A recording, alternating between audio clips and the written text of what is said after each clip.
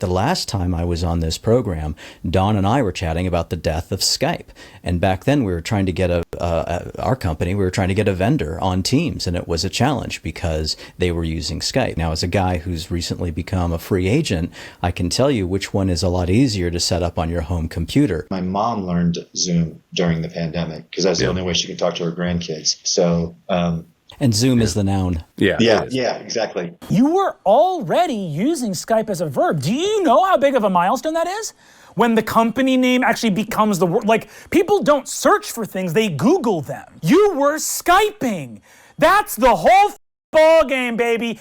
More and more acquisitions, taking a look at the top UC platforms and a practical use for AI in AV, at least maybe. All that and more next on AV Week. This is AV Week, episode 726, recorded Friday, July 18th, 2025. The Four Horsemen of UC. This is AV Week, your weekly wrap-up of the greatest EV news and information we have gathered. My name is Tim Albright. I am your host. We have got a host of ownership changes, a couple of new technologies, and a great group of roundtable discussions. First and foremost, the first of the acquisitions. This one's in Europe. Econocom has officially become the largest AV integrator in Europe on the continent, with revenue now above 30 million euros. According to a recent story from AV Magazine, Econocom has achieved this with 4 recent acquisitions that added 60 million euros to the bottom line, including their strategic buyout of Biz Econocom. Milestone pushes them past other top contenders and signals a broader trend of consolidation. We all know that. We've seen that, as well as scale-focused integration strategies in the European market. Staying in Europe, DCC Technology has sold its Exertis division in the UK and Ireland to private equity firm Aurelius. Now, the deal is valued at over 160 million pounds and is expected to reshape the channel in the landscape in the region. Now, Aurelius says it plans to focus on quote-unquote long-term growth and operational agility, something to watch closely, honestly, as the distribution channel plays a really, really important part, especially in the European AV market. Sort of kind of back and forth, but Christie is selling off their Pandora Box product line. Now, everybody, if you've done live events, if you've done any sort of projection mapping, something to do with really high-end, really intricate video processing or graphics processing, you know Pandora's Box. The buyer is 21st Century AV, a relatively new player in immersive and live event space. They actually formed by former Christie personnel. This move allows Christie to focus on its core projection and display technologies while giving Pandora's Box a new runway, maybe a little bit of breath of fresh air, a new life under new management, but new management that knows them really, really well. Google has announced a new AI-powered business calling feature using Gemini 2.5.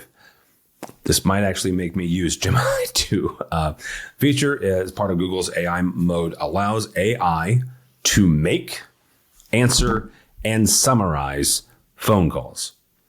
That means I may never have to get on the phone again. I might be on board with this.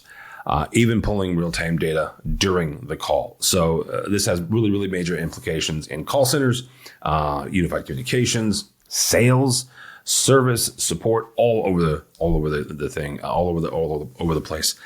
You have sales, right? So keep an eye on that. And lastly, from the intersection of accessibility and technology, innovation, there's a new AI smart glasses with real-time subtitle and translation capabilities. Now, this was developed by Dutch collective Envision. The glasses can transcribe and translate spoken word in real time, displayed directly on your glasses. The initial rollout really focuses on live events, theater performances, but you could see a place where, well, if it's live, right, it's somebody talking live in front of you, certainly this can make its way into the classroom. Certainly it can make its way into the boardroom.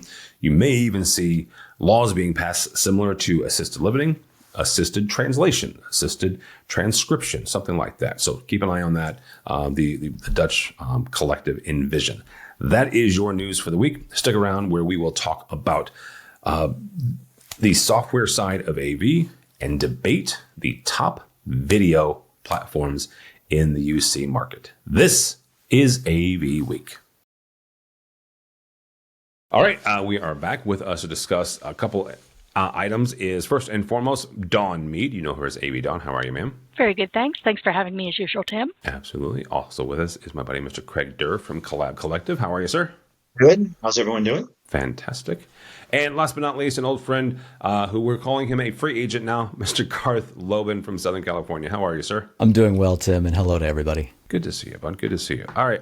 We got a couple things going this week. First and foremost, old friend of mine, old friend of the show, old friend of AVNation, Scott Tyner. He's a AV professional and manager, director, I think, up at Bates College in beautiful Maine. He also writes for Rave Publications, and he wrote in Rave Pubs about the new Jetbuilt Jetbot. Now, really side note, Steph, Beckett, and I got together. We put together a list of 10 really great products that we found at InfoComm 2025. The Jetbot happened to be one of them. But Jetbot is Jetbuilt's AI-powered service tool. It lets end users, you scan a QR code and on any piece of AV gear in that room, and you can receive automated help. Now, the automated part is where AI comes into the picture here. This system pulls information from manuals, from project documentation. Obviously, your integrator has to be a part of this and put in the project documentation. But it can provide context and give you a first level of support. Tyner says in the article, he sees a future where tools like this can help develop AV as a service, as well as immediate first level support systems. Now, Scott does go on to say that first level support systems, you're going to have an SLA, you're going to have a service level agreement like nobody's business, because that one is going to have to be detailed. Like, okay, level 1's AI, and I'm okay with that, but level 2, level 3, and what is the typical response time? Don, I am going to bring you on this because you are the end user on this call. Bottom line, how do we feel about AI being at least our first level service tech or troubleshooter? Honestly, I read this and I hadn't even heard of such a thing because I didn't get to go to InfoComm. I think it's a brilliant idea, especially for places like universities and colleges where you have a lot of classrooms, a lot of sites, a lot of buildings, and maybe not the biggest staff. And for places like mine, whether in the corporate open space or in a more restricted space like mine, where again, you have lots of sites, lots of buildings, lots of rooms, and maybe a much, much smaller, sometimes smaller than it needs to be, support staff. Having a platform like a monitoring and maintenance thing, whether internal or external to your company, to your campus, to your organization, is one great way of solving this conundrum. But if we were able to have, say, the monitoring and maintenance that my team looks at across our estate, and something where we could just have our end users scan a QR code and get a couple of steps of basic troubleshooting that then immediately says, do these things, that didn't work, call someone, or we automatically will call since that didn't work. Yeah. Something like that would be fantastic. The company I work with is large. I can't tell you where. I can't tell you what we do. Suffice to say, a lot of my coworkers are very intelligent people with very intelligent engineering and technology backgrounds, way beyond anything most of us would be able to deal with. But, and I will say this, they love to tinker. And as soon as they get to tinkering, man, forget about it if you don't have a tech nearby. So I would love something like this that would just let them do their couple of steps of troubleshooting, and then before they get back, they're pulling wires and rewiring things and doing what they think is best, and therefore screwing it all up and costing us a lot of time and money. They could just scan, step 1, step 2, step 3, automatically email the team, and help would be on the way. I love that idea. Hope they have a commercial version that I could purchase independent of the rest of the software. Tim, if I can share a thought on that, the contact center space is probably a great space to look at and learn and see what's taking place there, in that they're using these type of AI-driven self-help features for end users.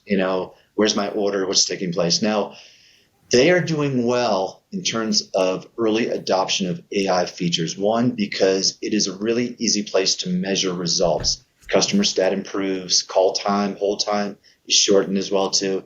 So it's not a new model. In some ways, it's being applied to a new area, I think, which makes it interesting because it can learn. It doesn't have to fall on its face on its own. It can learn from some of these trials and tribulations that some of these CCaaS providers might be providing as well. At least if you look at it from the service as a service idea, service help desk service.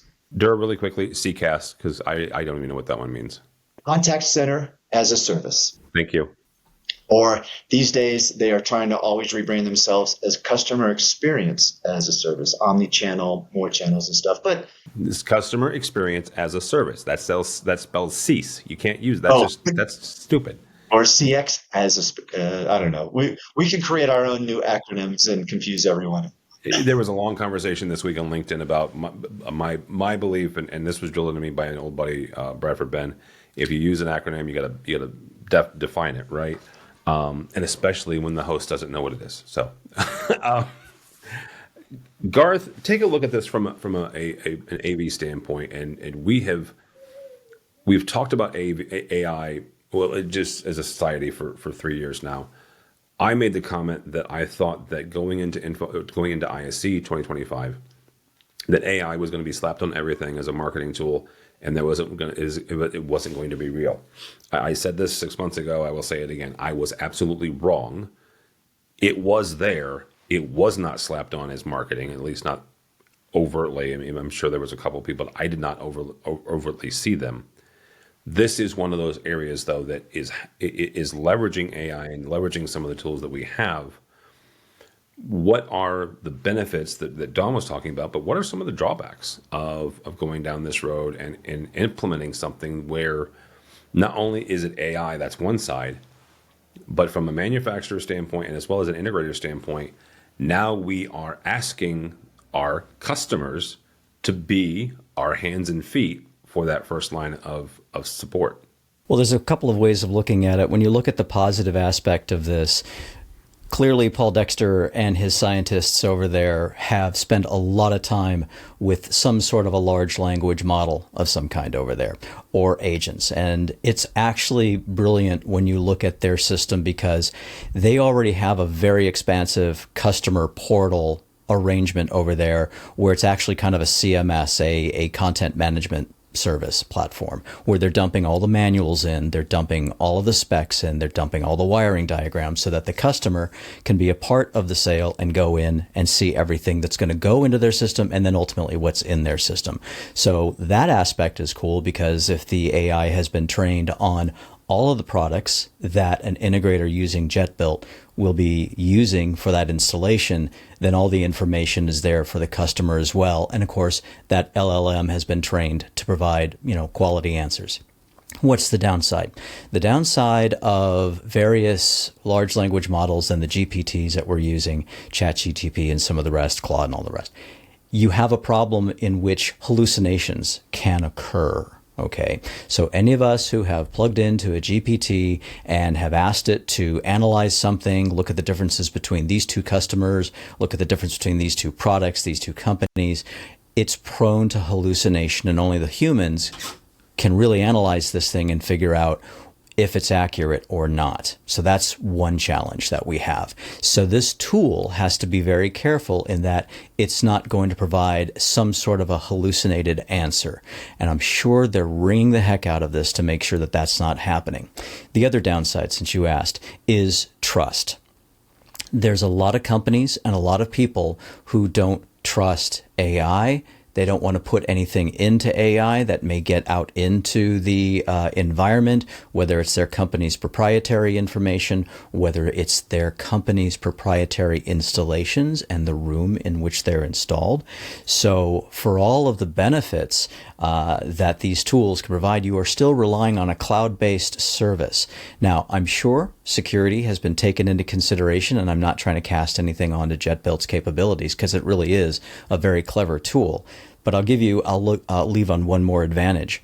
The fact that this is a text-based, almost like you are texting somebody on the phone, that was the example that we saw Paul give.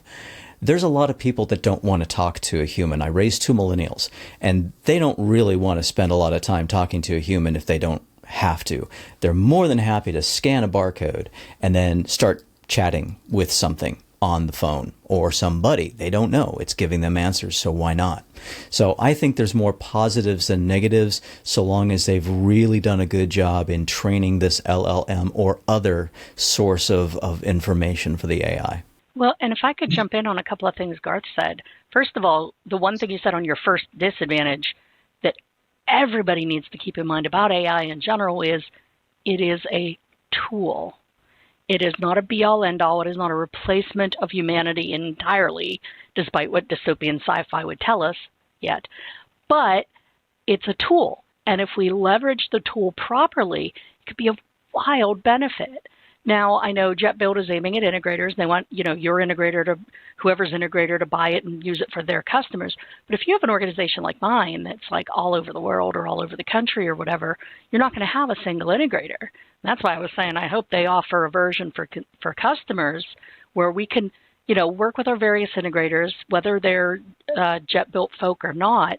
I'd be willing to sit here and upload my manuals and my drawings into something that would help my technicians take care of my estate. But to your other point on security, yeah, let's look at an on-prem version. Cloud's great for the majority of your customers. Sometimes customers won't let you touch the cloud. So if there's a small-scale tool version that could be given to large enterprises with large, vast estates that could live on-prem behind a firewall or what have you, that would be amazing. Jetbuilt or competitors, I hope you're taking notes. Yeah, actually, Garth even made me think of something, Tim. He's talking about a workflow that's already out there that's kind of a shadow IT. I'm in a rental place right now. My TV's not working. What am I going to do? I'm going to Google, jump on YouTube, watch a video, start hitting buttons myself and doing this.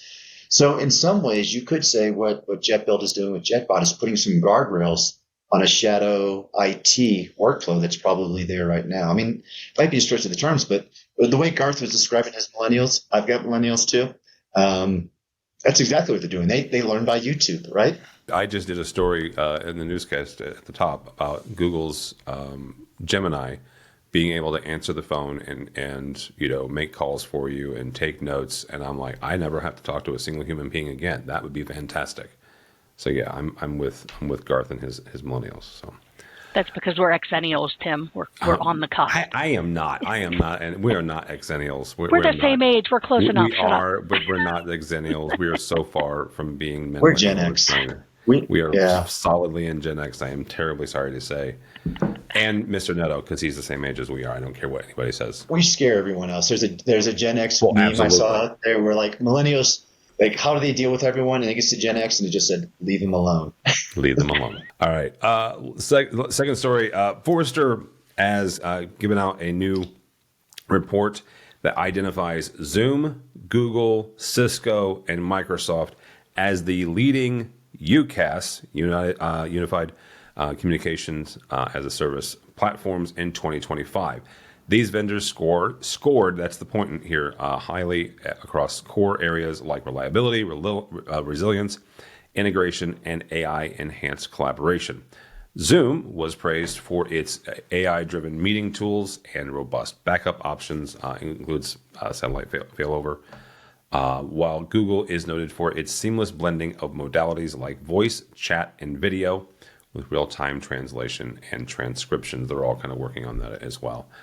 Craig, I'm going to start with you on this. Not for nothing, but Craig is an analyst. He writes for UC Today, where this story originally came from. What are some things that this, not that Forrester missed, but maybe the industry is missing, or Forrester missed? Like what is it? What's either some companies that maybe they should have taken a look at and given better scores to, or what are some diamonds in the rough that people need to take a second look at? A great question. Let me first give kudos to Forrester, because the one thing they do in this report, and you can go to any one of these vendors that are probably using this as a marketing piece and download and take a look at it. They spell out what their methodology is, and they show you how they rank everyone. So what you can do is, if I don't agree with what they're saying about meeting experience and the score they gave Cisco or Zoom, I can adjust on my own. So as a buyer of these technologies, I can go ahead and adjust that. But with that said, you're right. It's the four horsemen. They're always up in the lead. There's Zoom, Cisco, Microsoft, and Google. And really quickly, at the end, I'm going to give you Tim's own personal opinion about one of these four. But that okay. Yeah. And by the way, I just came from a Zoom analyst event called Zoom Perspectives, and super impressive. But you're asking about who else to be looking at in these spaces. Well, the first thing I want to say about the four horsemen is I've actually am seeing some great positive momentum around Google and the Google Meet experience. Now, the problem in the past is it's this small little tiny thing in this huge company and didn't get the feature set and the attention that it did. But I'm seeing this work really well more and more for small to mid-sized businesses, digital first businesses as well. And as much as Microsoft has a huge market share, I think Google is actually doing something unique and interesting there. And I think they are grabbing some new customers. So I would just keep an eye on them. But let's move further on. They call the next section strong performers, and they have RingCentral and 8x8 there.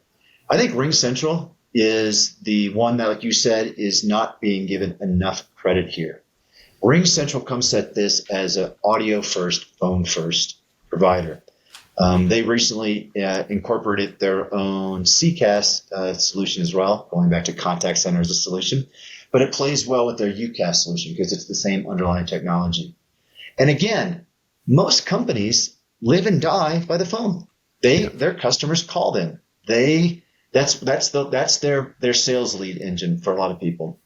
And to be able to think about it from that call workflow is RingCentral's superpower. And I think they're doing great things in terms of they've got a new executive who's leading their video implementation. Kristen Koenig, she was doing with the events, but now she's taking over all the video. They're doubling down on their room experience as well, too, so for group environments as well, and the partnerships they're having with Logi and Poly. So they're one to keep out, and I don't think you should rule them out. And then let me give you one more, because it's really interesting data. In that lower contender section, Zoho's there, who I like, by the way, Dialpad, GoTo. GoTo is there. Do you know if GoTo has the largest market share in a really unique niche? They have the largest market share in auto dealerships. They found a sweet spot with these auto dealerships. Why? You know what? They did customize some of their product in some ways. I don't know the features specifically, but it is most of the product. But it winds up, again, GoTo has a very strong audio story, phone, and audio. I'm leaning into Pro AV for a second. I'm sorry. Phone. And they found that, and they put together a great go-to-market momentum, great support in what they're doing in terms of that. Because what they'd work really well is think of most if you think about how most of these auto dealerships are working, they might have one or two locations, which is perfect for them. I want to make sure I can have all my phone services unified. I want to make sure I have a virtual agent that can give it, route calls between 2 or 3 locations. I don't need to do a lot of out of customer calls. I don't need to go out on video calls so that I'm probably working within my own business or with the mothership, Chevy, Ford, things like that. Yeah. So they really honed in their value proposition for that, and they're doing really well there. So those are two that really caught my eye. Garth, when you take a look at, I like the Four Horsemen thing, but you look at the Four Horsemen, how did we get here? Because 10 years ago, Google was still messing around with Google Plus, their short-lived social media platform, which, just for the record, is what gave rise eventually to Google Meet, because by way of the video chatting platform. How did we get here with these four companies that seem to be, at least from my perspective, very, very different? In a word, the pandemic. Right? Because before the pandemic, I'll give you an example. At my former company, we were using RingCentral. right? Because we needed that uniform platform, that unified platform for telephone communications. That appliance that sits at your desk that looks like a telephone, but it really isn't. It's just a device that has a bunch of ones and zeros going through it. So Ring Central was how we were unifying communications within our company that had folks in the office and remote folks like myself. And so this was the platform we were using. We would eventually switch over to 8x8, to Craig's example. It's a good example. It's a good platform when it's a communications, a telephone first platform.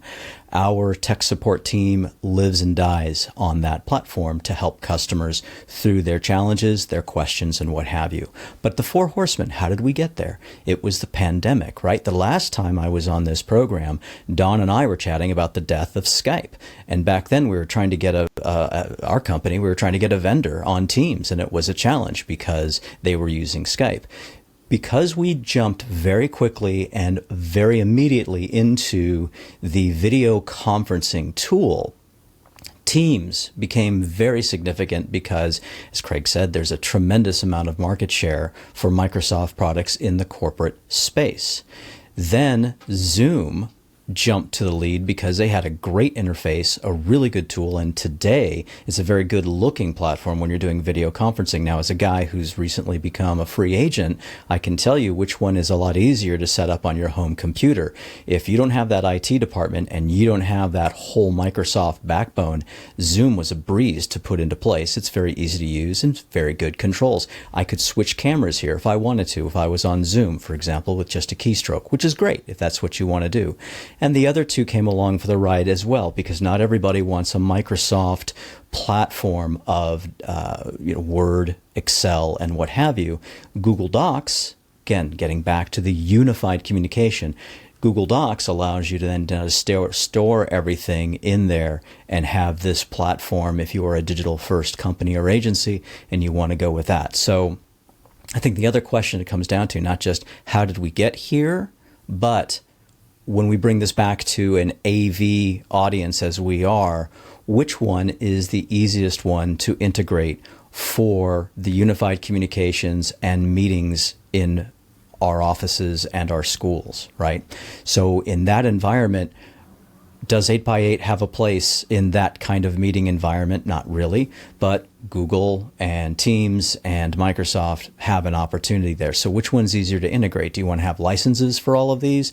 Are we going to have a bring your own meeting environment, or the, here's a new acronym for you, the UTGWP, use the gear we provided environment. And that is how, for AV, that's how we're going to have to kind of solve this challenge. Okay, now you give me more acronyms. Don, Garth just kind of asked the question I was going to ask: is which one is easier to not just deploy, but connect and support? That's like asking what's the best dog. Well, they're all good in their own way.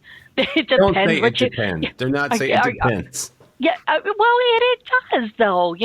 What's best for someone that's a small business or an entrepreneur or someone working from home or someone on vacay is going to be different from someone in a mid-sized company or a government agency or, God help you, a giant multinational with sites all over the world.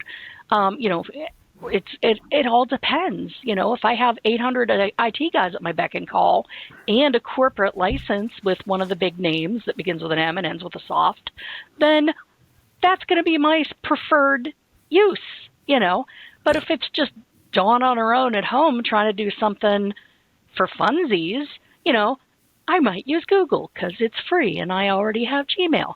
I might use GoTo or Zoom or, one of these other. It depends. It really does.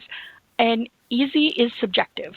So what's easy for me as an AV pro, but as, sometimes a bit of a dilettante, is entirely different from someone who lives and breathes in the bolts and nuts and in the guts of things, which is entirely different from grandma sitting at home trying to talk to the grandkids, to whom FaceTime is a challenge, even though there's a giant button that says talk. So there is no one answer, man. It is what it is. What I love is that Dawn is an AV person. She's got that lighting effect now she put in place so that it emphasizes every time she has a great does. answer and it goes right to her. I mean, that is an AV pro at work, man. I can't even do that. She's a lighting programmer and designer. You just didn't know that. So I told you I'd give you Tim's 2 cents. I mentioned Google Hangouts, which is the precursor to their UC platform. I love Google. I think they do a lot of good things. I hate their platform. It is my least favorite. And I'm sorry, Dawn, it does not depend when it comes to that one. Yes, if you are on your own, or if it's, my kid's school or whatever, certainly it's a fine platform. But I've got a couple of dear friends that they work for a company, and every time that they want to have a meeting, if I try to send them the invite before they do, because there's something. It's the interface. It's sometimes the audio is not great. I have not had good experiences. How about that? So.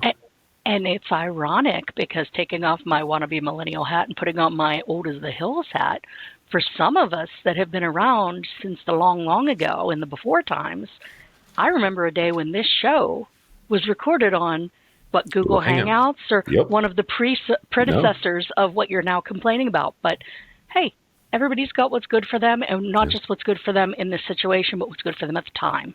And at the time, that was the best dang thing out there. Nowadays, meh, We're leaning into this generation idea. Let's not lose sight of this. We are at the point that Gen Z, which is up to about 28 years old, is actually getting into the workforce and potentially being some of these decision makers around what platforms to do, especially for small businesses that might want to get somebody who's technically forward.